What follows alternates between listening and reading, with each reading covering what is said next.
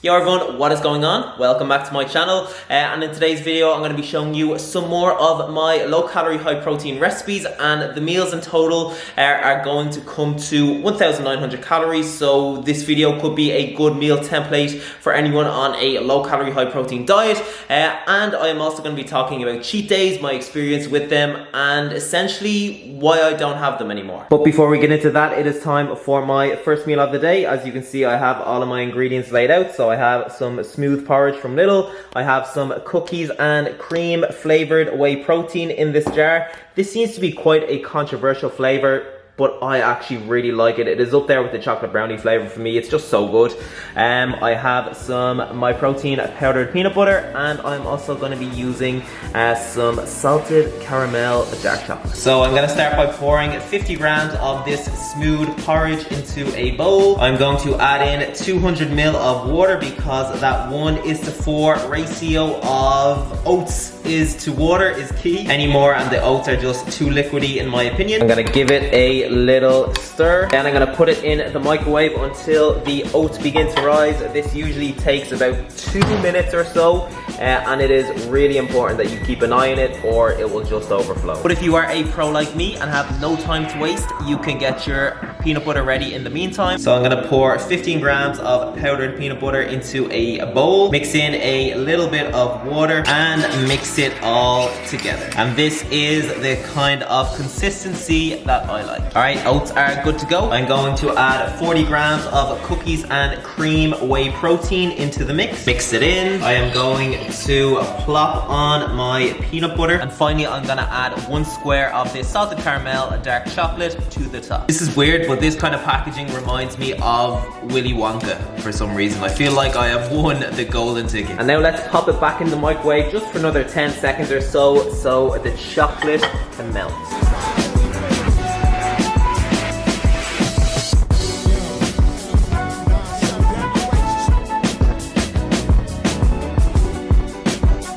Alright, let's give this baby a taste. Cookies and cream, peanut butter, and dark chocolate. That is a good combo. Yes. And if anyone has any like really good protein powder recommendations, comment them below and let me know. Because apart from chocolate brownie and cookies and cream, well, there is actually one other flavor. It is the snickerdoodle one from PE Science. Yeah, that is just really good, but it's actually hard to get your hands on in Ireland, and it's really expensive as well. But yeah, I feel like I need to broaden my horizons a bit, but at the same time, I'm like, there's actually nothing worse when you get a new protein powder and you just know from that first taste that it's not good. That is heartbreaking stuff. Me and Rach just couldn't help ourselves. As you can see, Christmas tree is up, 26th November, not too early. But yeah, we bought one like a few days ago. There was no point in putting it away for like a week or whatever, so we just got it up. I think it looks pretty good. Went with the frosted tree. And yeah, I have a feeling I'm gonna get a bit of shit in the comment section because it is a fake tree. But to be honest, I've never been too bothered with fake versus real. Not really about that debate. But yeah, in today's video, I want to talk about cheat days and my experience with them. So yeah, back when I was younger and I was just kind of starting in the gym, so I must have been about 15, 16 years old at the time, I had this really bad habit of being really strict on my diet during the week. So Monday to Thursday, usually no chocolate, no sweets. I would undereat, and that is just because I didn't really know what I was doing. I thought that was the way to do it. I thought that was the way to make progress. And then on Friday, I would always have my cheat meal, and that was usually whatever I was in the mood for. So it could have been a burger and chips, it could have been a pizza, and then oftentimes that would be followed by some sweets and some chocolate, and usually it would completely spiral out of control just because I felt a massive lack of control around the whole situation. So yeah, I pretty much wouldn't be able to stop myself, and honestly, looking back on some of those days, I probably consumed like close to 10,000 calories, and that isn't even an exaggeration. And sometimes that would last the whole weekend, because even though it was completely irrational, I was always in this mindset that, you know, well, I've already messed up my diet, so I might as well just keep it going and I will start fresh on Monday. So yeah, after years of kind of being in this cycle of restricting during the week and then binging on the weekend, I eventually realized that this cheat meal thing just wasn't working for me. It was always making me feel horrible, and I wasn't even enjoying most of the foods that I was eating. It was just like I couldn't stop myself from eating them. And looking back now, like, this was probably on the spectrum of an eating disorder, which is just such a shame because I was so young at the time. And I know that there are a lot of people watching this video that go through these episodes, whether it's every week, every couple of weeks. And the sad thing is that it's kind of normalized on YouTube. And that is basically why I have completely veered away from the whole kind of 10,000 calorie challenges, from the cheat days, etc. Because even though it means that I probably get less views and less subscribers, I just don't want to be part of that message anymore. And instead, I just want my message to be really, really clear. And that is that you just do not need to have these days. And that is one of the main reasons that I put out so many calorie and macro friendly recipes. So let's actually go to my next meal first. And then I want to talk about a healthier alternative to cheat days. It's time for some lunch. And I'm going to start by cutting 5 of these smoked Irish maple cured medallions into strips. And this is actually my first time having these. I got them in Lidl, and per medallion there is 37 calories and over 6 grams of protein. Then I'm gonna cut up half an onion into thin slices, add them both to a frying pan, season with some smoked paprika and sea salt, then let them cook away for a few minutes. Okay, so these are looking good. You can actually smell the maple, and now that they are good to go, I'm gonna put them to one side for the time being. Then I'm gonna give my pan another little spray and fry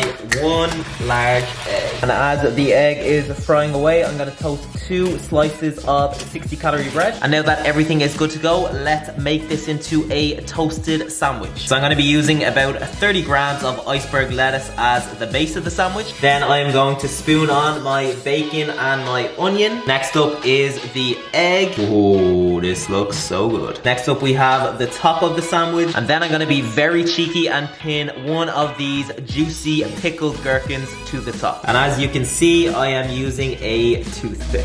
And just to inject some heat back into the bacon and the onions, I am going to put it in the microwave just for literally 20 seconds.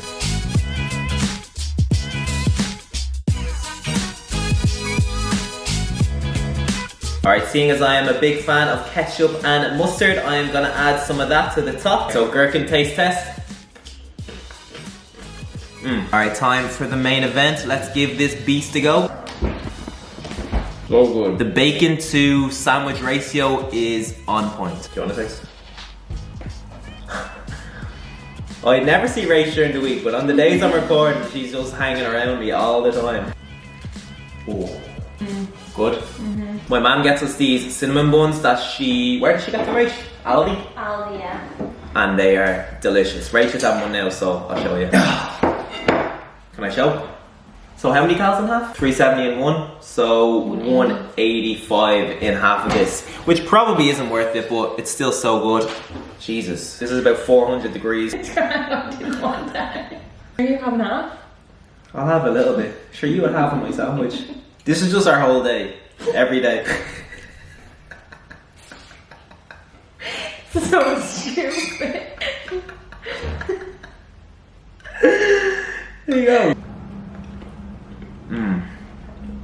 It's so good. Okay, so in terms of what I recommend doing when it comes to cheat days, my first bit of advice is to completely move away from the word cheat when it comes to talking about food or a meal, because it immediately creates this idea in your head that you are doing something wrong, and treating yourself to like a takeaway or a few donuts every now and again isn't wrong. And if every time you go off track on your diet is a cheat day, does that mean that Christmas Day is a cheat day? Does that mean that your birthday is a cheat day? No, these are literally just occasions that you are probably going to celebrate with some good food and drinks, and in the process you are gonna go off track on your diet. But that is not a bad thing, because that is just what normal human beings do. So I really think that people need to tweak their whole mindset here and just stop using the word cheat, because it is definitely causing more harm than good. And if you currently are in a routine of scheduling in a cheat day or a cheat meal, then I recommend you approach this whole thing a little differently. So what I recommend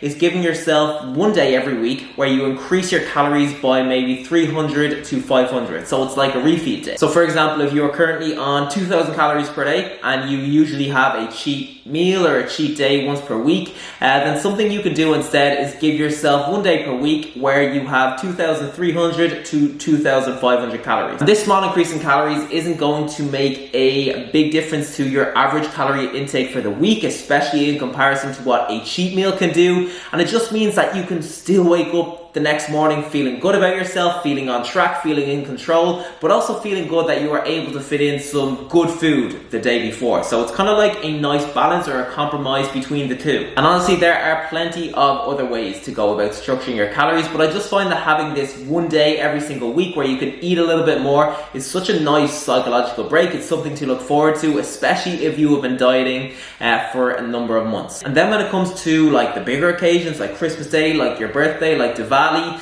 and then you might not even decide to track your calories, and that is completely fine, and it's actually what I recommend. Like, in my opinion, life is just too short to track your calories on those days, but at the same time, you can still make the conscious effort on those days to ensure that you are not consuming like 10,000 calories or eating to the point that you feel physically sick. So yeah, moving away from cheat days is something that I honestly feel really, really strongly about. And I just want to get the conversation going, to be honest. So if anything has helped you, move away from cheat days, if you want to talk about your experience with cheat days in the comments section, if you want to give pieces of advice, then make sure you comment below and get it out there, because yeah, it's just going to help so many people. Okay, it is time for some dinner. As you can see, I'm going to be using some very random ingredients, but I do think it is going to make a very tasty dish. Alright, so I'm going to start by prepping some hot chicken, and I'm going to add 10 grams of these chili heat wave Doritos to a bowl. Then with my fist, I am going to crush them into tiny, tiny pieces. There we go. I'm going to add 20 grams of self-raising flour to the bowl, and then some seasoning. So I'm going to add 1 teaspoon of hot chili and sea salt, about half a teaspoon of cumin, 1 teaspoon of smoked paprika, and some garlic. Then I'm going to mix it all together. And then I'm going to put that bowl aside for 1 second, and to a separate bowl I am going to add 50 ml of liquid egg whites. And I will come back to the chicken in just a second, because it is time to get started on the veg. So in this saucepan here, I have 300 grams of this crunchy vegetable medley that you get from Tesco. Only 30 calories per 100 grams, which is really low. And I'm going to pour some boiling water in, let it come to the boil, and then let it simmer away for like 5 or 6 minutes. And now it is back to preparing the chicken, and it is time for a bit of an operation. So I'm going to be using 175 grams of diced chicken breast. I am going to lube them up with this egg white mix. I'm going to coat them with the Dorito mix, and then I am going to put them on this plate over here. Alright, the chicken breast is looking good, and I'm just going to add them to a pan and let them cook away. Now that there is only a few minutes left on the chicken and the veg, I am going to microwave 200 grams, which is half a pack of this carrot and parsnip mash. I got this particular one in Lidl, but I know you can get it in Tesco, you can get it in Aldi, you can get it in Super Value, you can get it everywhere. And per 200 grams, there is only 106 calories.